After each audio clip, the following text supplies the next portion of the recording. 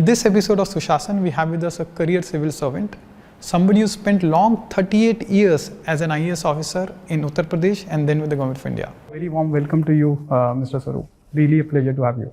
Thank you very much for inviting me here. The Retd Swasthya Bima Yojana, right? That was the first successful large-scale implementation of health insurance in the country. It subsequently informed, in some sense, the design of Ayushman Bharat also, which is one of the flagship programs of the current Prime Minister. Firstly, I was looking at your postings and you were never in the health ministry, right? From what I know, you were never really in the health ministry, but still you were anchoring the Retd Swasthya Bima Yojana. So I'm a little intrigued, how did that happen? And what was the design of it? I know that it was a massive scale, but what was the scale, what was the design of RSBY? We had three fundamental aspects to look into it. I was convinced that if you are going to make a scheme for anybody, I have to look at the consumer, the ultimate beneficiary, and then design the scheme. Not the other way around, sitting in Delhi, have that wisdom and work out as you know. So we looked at the target group, and the target group was that this person who was poor, since he was poor, he could not make payments upfront to the hospital and claim it from the insurance company. Yeah. So the insurance scheme had to be cashless. This was not difficult because they were cashless health insurance scheme. The second one was that he was illiterate. Most of the below poverty line are illiterate. Now, insurance documents are long, tiny. I mean, none of us reads those documents. So the insurance scheme had to be paperless. Now, this was very difficult because nowhere in the world was there a paperless health insurance scheme. Nowhere. So we had to evolve a paperless. And even more difficult was the third part. Most of these workers migrated from one place to the other temporarily or permanently to seek benefit. Now, there was no scheme in the country where the benefits were portable, meaning thereby, whether it is PDS or MNREGA, you could get benefit in the district you are, but once you traveled outside, at that point in time, you could not get the benefit. So how to make them portable? So there we use technology to bring in a paperless scheme, cashless portable. And portable scheme. I think that was the hallmark of this. On all of these occasions, what's been the constant anchor in your life? What is something that you hold on to in these times of held on to in these low times? समय रुका नहीं हम क्यों ठहर गए. That was the anchor. This is something which sustained me, that there would be problems. But you can't lose your footing. And then times change. You can't have everything to your liking always. There would be times when things will not be to your liking. That is when your real character is brought out. Yes. When things are going good, your character is not brought to bear. It is when things are not going your way, that is when your character is really tested. I want to also talk about your views on civil services and civil servants, because that's one topic that you speak a lot about. You mentor a lot of young civil servants. You also mentor people who are aspiring to be in civil services. But there's some views that I've heard from you at different points in time. I want you to elaborate on that. One is you say that it pays to be honest in the civil service. It's not just a moral and ethically the right thing to do. It also is it pays to be honest. Just elaborate on that. It's very simple. We were discussing about the reputation of an officer. Your life becomes that much easier if you're honest. Why? Because first, those dishonest people will not come to you. You will be able to do what you want to do. And second, on a more practical front, you could probably afford to be dishonest till the 90s. Today, you can't. The world has opened up.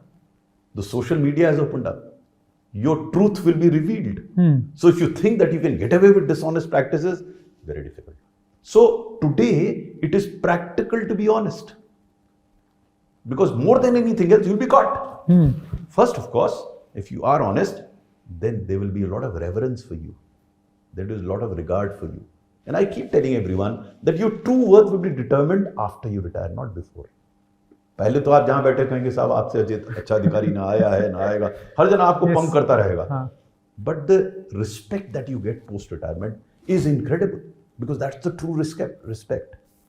So it pays to be honest. एक और चीज़ आप बोलते हैं, which I completely believe in, is it's important to deliver and not just be honest, because you can be honest, but your job is not to be honest. That's the basic expectation. The job is to really get things done for the people. Again, a little bit on you from that. You know, because I have always believed that honesty is a necessary condition for a good civil servant, but honesty alone is not enough. He has to be efficient. He's paid to deliver. The tragedy of it, some of the honest officers is that they think that the rest of the world is dishonest. That is the biggest tragedy, and that inhibits quick and effective delivery. So they smell a rat everywhere.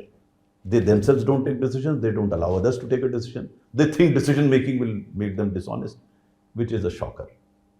I don't think that is the right way of going about it.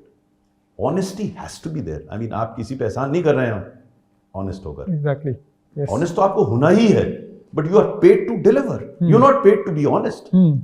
Honesty is a prime requirement. The primary requirement is honesty. But your salary that you get is to deliver on the ground. The common man on the ground expects action.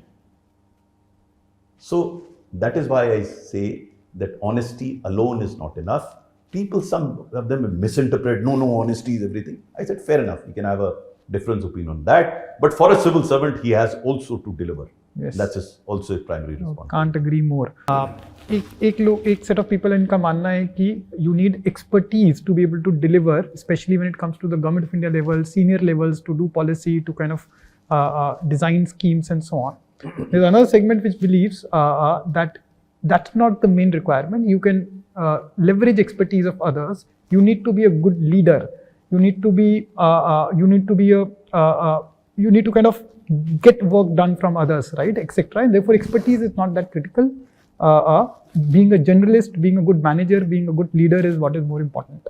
I know you also fall in this second category. Again, can you explain why? Because that's a debate, that's an ongoing debate. This is also very simple. And simple because you can outsource expertise, but you can't outsource attitude.